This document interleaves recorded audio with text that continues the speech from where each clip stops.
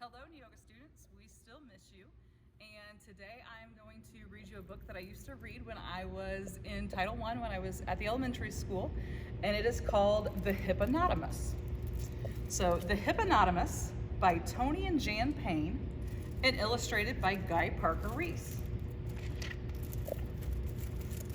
Portly was a very young hippopotamus. He didn't ask to be a hippopotamus.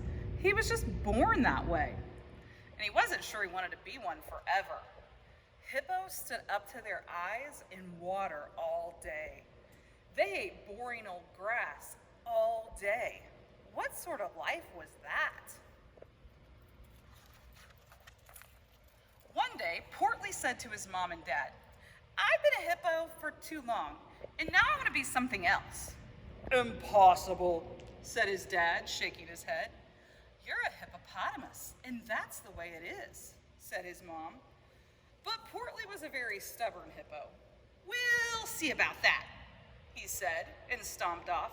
"It's time for me to be something more interesting and eat stuff with some taste," he called back. Portly had not gone far when he met a herd of animals. More hippos, he thought. But as he got closer, he saw that they had big spikes where their noses should be.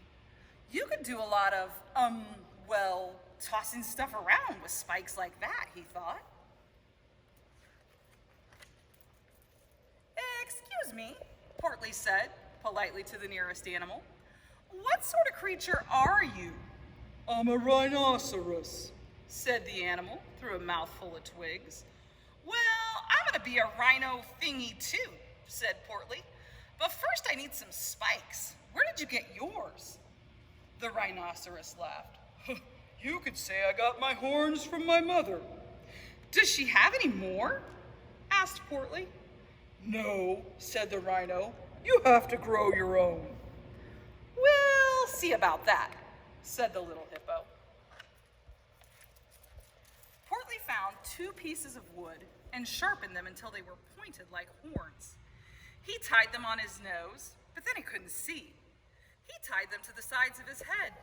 He tied them to the top of his head. He tied them underneath his chin. No matter what, they just didn't look right. He turned around to ask for some advice, but the rhinos were gone.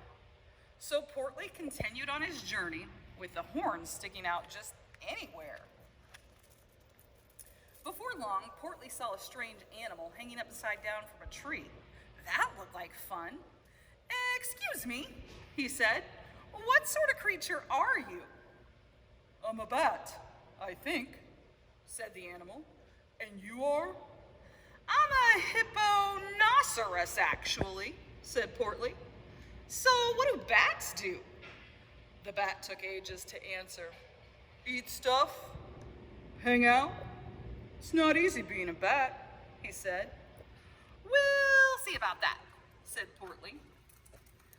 He had made some hooks out of bananas and tied them to his feet. Carefully, he climbed into the tree and then hung upside down. "Now what?" he asked. "Now," said the bat, "we wait." "For what?" Portly wanted to know. The bat thought hard. "Wednesday," he said. So Portly settled down to wait for Wednesday. But after 5 minutes, the banana slipped and he fell out of the tree. That's when Portly decided that 5 minutes was just about the right amount of time to be a bat. A little later, Portly found a water hole. Standing in it was an enormous animal. "Excuse me," Portly said. "What sort of creature are you?" "I'm an elephant," said the animal. "What, may I ask, are you?" "I'm a hippopotamus, and I'm going to be an elephant too," announced Portly. "I want to spit water out of my nose. I want to smell something when I'm here and my nose is somewhere else. I want one of those tube things, and I want some big flappy ears and..." The elephant had to smile. "Wait a second, young hippopotamus. You have to be born with those things." But Portly was determined. "We'll see about that." Portly made big ears from 2 large leaves. Then he made a trunk out of a vine. But what could he do with it? He wanted to trumpet tunes and pluck leaves and spit with it, but he couldn't. So Portly decided to find something else he could be. His journey was slow because his horns fell over his eyes, his hooks caught in the bushes, he kept tripping over his trunk, and his ears flapped all over the place. By now, Portly was getting a bit bored with all this excitement. He kept thinking about water for some reason. Portly had not gone far when he met some new animals. They started on the ground, like you and me, but they ended up above the leaves. "Excuse me," said Portly to a knobby knee. "What sort of creature are you?" A head appeared from the leaves. "I'm a giraffe," it said. "What do giraffes do?" called the little hippo. "Eat leaves mainly," said the giraffe. "Can a hippo-elebadanosaurus eat leaves?" Portly inquired. "I should think a hippo-elebadanosaurus could eat anything," replied the giraffe. "Then I'll be a giraffe," said Portly. "But it takes years to grow all the way up here," exclaimed the giraffe. "We'll see about that," said Portly.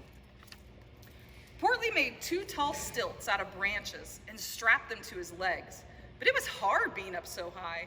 "Easy, oops, uh-oh, help!" Portly was now as hot and as hungry as a hippo can be.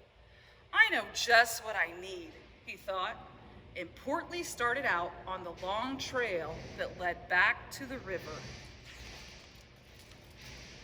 Portly's mom and dad were standing up to their eyes in water when they saw their son. "Excuse me," said his mom, knowing who it was, but not letting on. "What sort of creature are you?" "I'm a hippo-elebadanosaurus," Portly said proudly. "Well, are you hungry?" asked his mom kindly. "I'm afraid we only have boring old grass for supper." "Do hippo-elebadanosauruses eat boring old grass?" "As a matter of fact," said Portly, "they like it more than anything." "Then come join us," said Dad. So the young hippopotamus removed his stilts and slid into the river. The water felt wonderful, and the boring old grass tasted better than ever. He did not notice his ears floating away, his trunk sinking, and his hooks and horns falling off. Mom smiled at Portly. "Our own little hippo doesn't want to be a hippo anymore, so there's plenty of room for you if you'd like to stay." Said Portly, looking up at some nearby trees and seeing monkeys, wondering what it would be like to swing from tree to tree by his tail. We'll see about that. The end. Thanks for listening, and we really do hope to see you again soon. Bye.